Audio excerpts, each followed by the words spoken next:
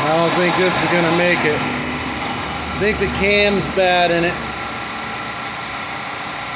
I flushed it with diesel and put straight synthetic in it, 10W30 synthetic,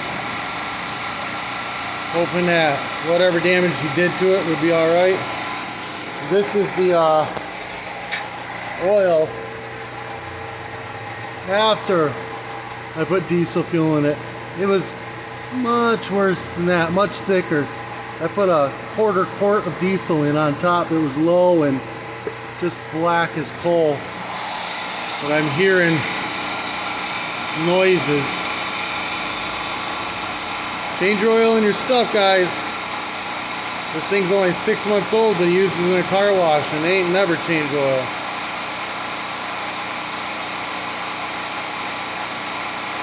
Hopefully it doesn't blow up.